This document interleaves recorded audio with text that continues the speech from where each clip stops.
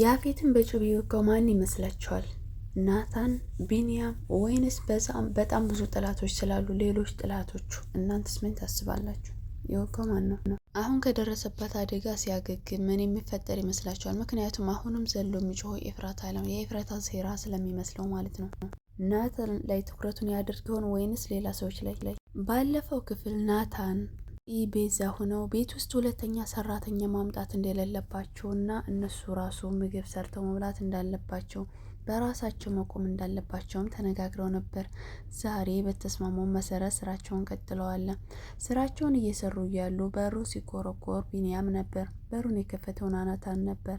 በሩን ሲከፍትለት በጣም ፊቱ ተቀይሮና ተግሶ ነበር። ቢንያም ምን ሆነህ ነው ብሎ ሲጠይቀው ነበር። ምንም አልሆንኩኝም ብሎት ነበር። ግን መጨረሻ ላይ ማውራት ያለብን ነገር አለ ብሎ ናታን ስለዚህና ስለሱ ስላለችው ሁኔታ ስለ ፍቅራቸውም ለማውራት መክሮ ነበር። ቢንያም አወቃለሁትን በጣም ተወዳታለህ፣ እኔ እንድትጎዳም አልፈልግም፣ አንተም እንደዛው፣ ነገር ግን ከምታስበው በላዚም በጣም ነው መወዳትን ብሎ ነግሮታል።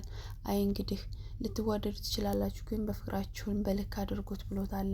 መጨረሻም ላይ ፂ ደህና ናት አይደለ ሲለው ነበር። አዎ ደህና ናት ብሎት ሁለቱም ታይዘው ወደ ቤት ገቡ። ፂ ወደ ድሮ ማስታወሷ መመለሷን ማንም አያውቅም። ቤት ውስጥ የምታውቀው ኤፍራታ ብቻ ናት። ቀጥታ ሲገቡ ሴቶች ብሎ ሲገባ ናታን አብሮ ቢንያም ነበር። ፂ ስታዩ በጣም ደንግጣ ነበር። ልብ ብላ ማይታወዳ ነበር የዞረችው። ቤዛ ስንጠራ እኮ ነበር ስትለው ነበር። ናታን አያልሰማችሁም አላቸው። መጨረሻ ላይ ለምን ነበር የፈለጋችሁ ሲላቸው እንዲታግዘን ፈልገን ሲሉት ነበር። እኔ ድሮውንም ተናግሬያለሁ እንደማላግዛቸው፣ ስለዚህ እንደፈልጋችሁ አድርጉ ብሎ ናታን ጥሏቸው ሲወጣ ቢንያም እኔ አግዛችኋለሁኝ፣ እኔ እናቴ ስትሰራ ስለማግዛትም መስራትም ስለምሞክር ፂን አግዛታለሁ ብሎ ሲቀርባን ነበር። ፂ በድንጋጤ ቢላውን ወደሱ በማዞር እንዲታግዘኝ አልፈልግም፣ በራሴ መስራት ፈልጋለሁ ዞር በሌ ስትልና ስትጮህበትም አይተናታል።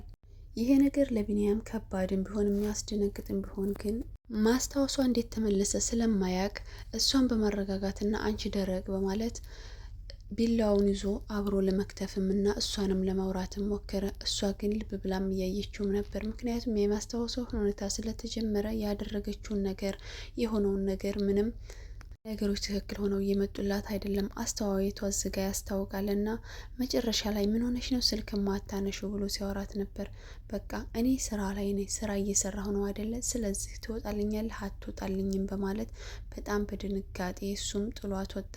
ቢበራገግም ቤዛ ነገሮችን ለማረጋጋት እየሞከረች ነበረ። አቶ ቢንያም ችግር የለም አንተ ሄድና እዛ ተቀመጥ፣ ስለዚህ እኔ ልገዝሽ ስላት ራሱን ቢብላኛለ የራሳውት ስራውት ብለውም ነበረ። ናታንም ቢንያም ሲፈልጉ ይስሩ ሲፈልጉ ያውቁት፣ ስለዚህ እኔ እናንተ የሆደ ሆዳችንን ማውራት እንችላለንም ሲለው ነበር። እሱ ልቡ ያለው ከጽዮን ጋር ነው። መጨረሻ ላይ የጽዮንና የቢንያም እጣ ፈንታ ምን የሚከሰት ይመስላችኋል? ምክንያቱም አሁን ማስታወሷ ስለተመለሰ ኤፍራታ ቢንያም ጋር የነበራቸውን ፍቅር ጊዜያቶች ስለረሳቻቸው አሁን እዚህ ጋር እሱ ሊጎዳ ይችላል።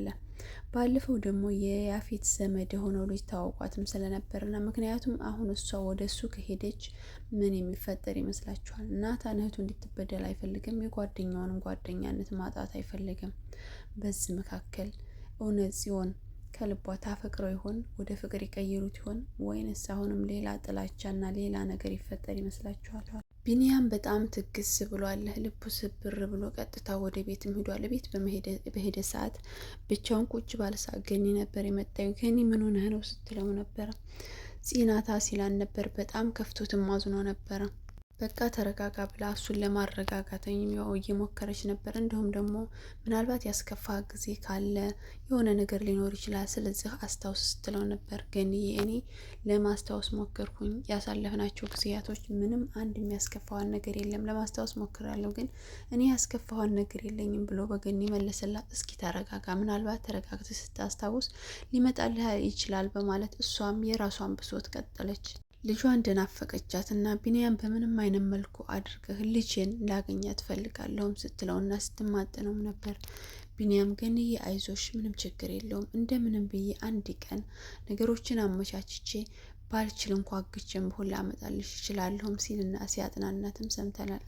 ኤፍራታ ባለፈው እንደዛ አድርጎ ከወረወራትና ካናደዳ ካበሳጫት በኋላ እየተቅለሰለሰ ይቅርታም ሲጠይቃት ነበር።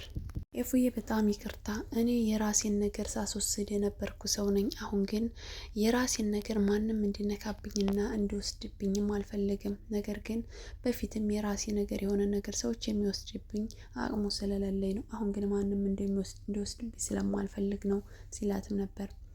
እሷም እኔ እኮ ድሮም ያንተ አልነበርኩም። ሲቀጥልም ደግሞ ናታን እኔ ወደ እሱ ቢወስደኝ የራሱን ነገር አስመለሰ ነው እንጂ የሚባለው የሰው ነገር ወሰደ አይባልም ስትል ምላሹም ሰጥተዋል። እሱ ግን አይ እንደሱ ሊሆን አይችልም፣ እሱም ሊያደርግም አይችልም። እኔ እንደዛ አይነት ነገር አልወድም፣ ማንም የኔን ነገር ሲወስድብኝ ደስ አይለኝም ብሏታል። ኤፍራታ ምን እንዳሰበች ባናቅም እሺ በቃ ችግር የለውም፣ ከአሁን በኋላ እኔ ከፈለክም አይደለም ከናታን ጋር ከሙሉ ቤተሰቦች ጋር አልገናኝም፣ ሲቀጥልም ደግሞ ብቸኝነት ብርቅ አይደለምም ስትለው ነበር። እሱም አይ እኔ እንደዛ ማለቴ አይደለም፣ አንቺንም ሆኖ እኔንም ከሚመጥኑ ሰዎች ጋር ቅረቢ፣ አንቺም ለእኔም አንቺንና እኔን ከፍ ሊያደርጉን የሚችሉ ሰዎች ጋር ማለቴ ነው እንጂ ሌላ ነገር ለማለት ፈልጌ አይደለም ሲላት ነበር። እሷም እሺ ብለዋለች። ወይዘሮ ሉሊት እየተንቀለቀለች ድንገት ገኒ ቤት ጥልቅ ብላለች። ገኒ ስታያት በጣም ደንግጣለች። ምክንያቱም ቤቱን አታውቀውም ብላ ስለምታስብ ማለት ነው። እሷ ግን እንደምንም ብላ ጠይቃ ቀጥታ ቤቷ ሄዳ ነበር። እሷ ቤት የሄደችው እሷን ለማናደድ እና ለማበሳጨት ነበረ። ገኒ ግን ምንም በምንም አይነት ነገር የምትበገር ሴት አልነበረችም።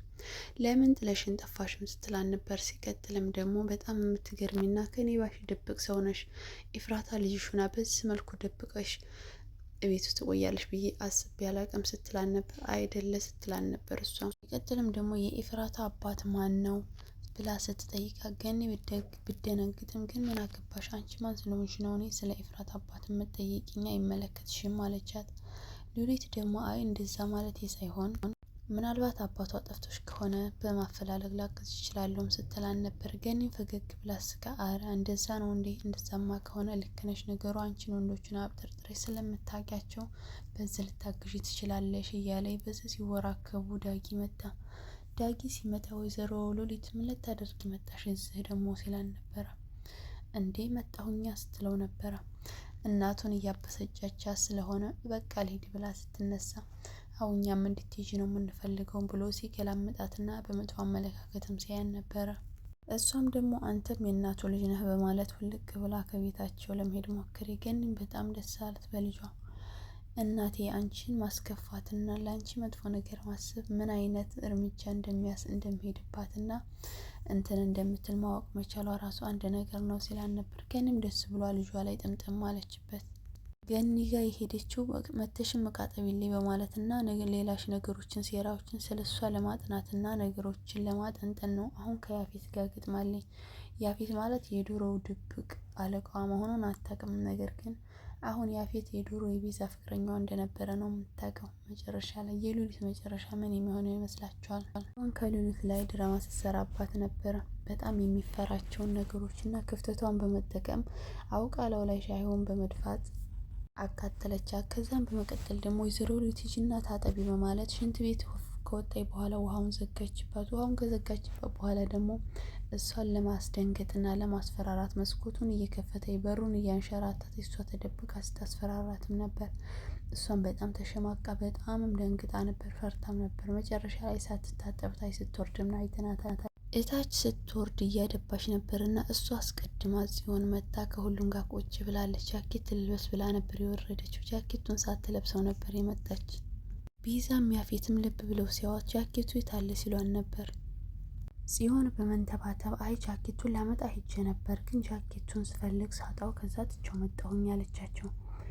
ሉሊት እየተደናበረች እና ቀስ እያለ ሲወርድ ናታን ወይዘሮ ሉሊት ምን ሆነሽ ነው ሲላት ነበረ። አረ ምንም አልሆንኩም ብላ በመንተባተብ ወደ እነሱ ልጅ ማትረባ ላይ ነበረች። ምን ተፈጥሮ ይሆን ብላ ተጠራጥራ ዝም ብላ መታ ለመጥሻ ይሆን እየጠጣይ ቁጭ ብላለች።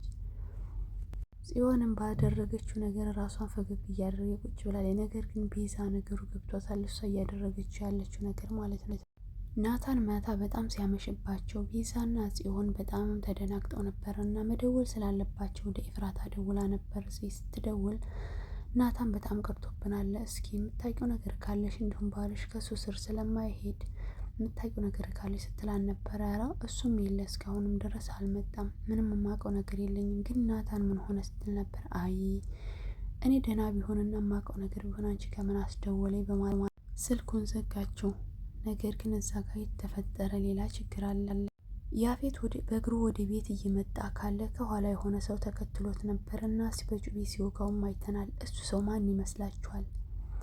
ያፌት ናታን ይመስላችኋል ወይንስ በሌላ ሰው እሱ እያስወጋው ይመስላችኋል? እዛ ጋር እሱ አደጋው ደርሶበት ምድር ላይ እየተንከባለለም አይተነዋል። አደጋው ከደረሰበት በኋላ ምን የሚፈጠር ይመስላችኋል? አሁንም ኤፍራታ ላይ ሄዶ የሚጮህ ይመስላችኋል ወይንስ ምን የሚፈጠር ይመስላችኋል? በዚህ ዙሪያ እንደኔ ግምት ናታን ይመስለኛል። ምክንያቱም እስካሁን በደለው እስካሁን የዋህ ሆኖ ዝም ብሎ ነገሮችን እያሳለፈ ነበርና አሁን ግን እሱ ያደረገውን ጭካኔ ወደ ናታን እየዞረ ነው። ሰዎች መልካም ሆኖ ብዙ ነገር ካደረጉ በኋላ ነገሩ ሲጠናባቸው እነሱም ወደ አውሬነት ይቀየራሉና ዛሬን ይህን መሰል። በቀጣይ እስከምንገናኝ ሰላም ቆዩልኝ።